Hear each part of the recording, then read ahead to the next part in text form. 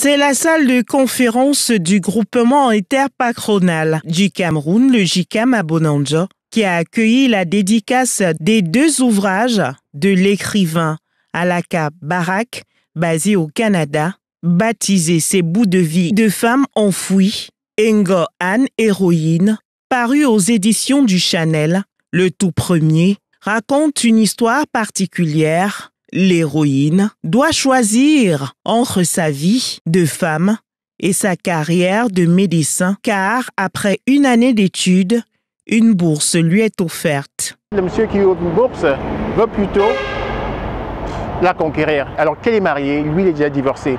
Alors en fait ce qui se passe c'est que Biako doit choisir entre son enfant qu'elle aime, qui n'a que 3 ans, et sa famille et sa culture. Donc en fait ce n'est pas juste le choix, mais c'est aussi un problème culturel.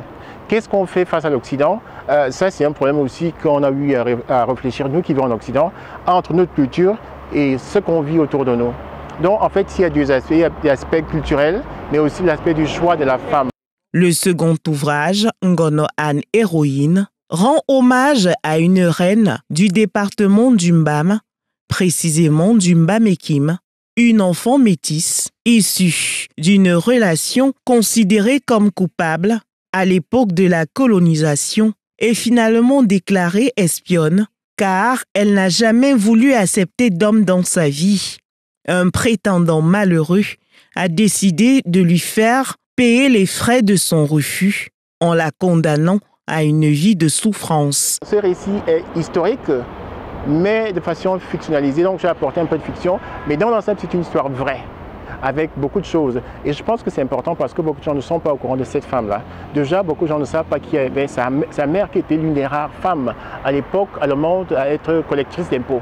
À travers ces 2 ouvrages, le premier, un roman, et le second, une fiction tirée d'une histoire vraie, l'écrivain Alaka Barak veut prôner le retour aux sources et la reconstitution de l'histoire, le rôle des femmes, mais pose également la problématique du féminisme. Pour beaucoup de gens en Occident, c'était « Ah, mais la femme africaine peut choisir ». Parce qu'on pense que la femme africaine là-bas est vraiment, elle est écrasée, elle peut rien faire. Non, c'est pas vrai. Nos femmes dans le temps avaient d'autres droits. D'ailleurs, ça a changé avec l'arrivée des Européens en grande partie. L'écrivain Alaka Barak veut également contribuer à la reconstitution de certains faits marquants de notre histoire qui ont été oubliés, comme le cas de Ngono Anne, héroïne. Je parle de la culture.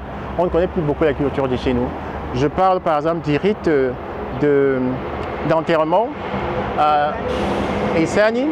Mais en fait, oui, parce que bon, ce sont des gens qui viennent du Mbam. Je suis Bachinga, donc c'est chez les Sanaga. Je parle donc de ces choses-là qui sont importantes dans la culture. Ça, on apprend ça. Mais aussi, moi, je pense que c'est bien pour les jeunes filles. Avis donc à tous les férus de littérature, rendez-vous dans les bibliothèques et espaces de lecture du Cameroun pour vous procurer ces 2 chefs-d'œuvre littéraires, mais également sur les pages Facebook de l'auteur et d'autres sites littéraires.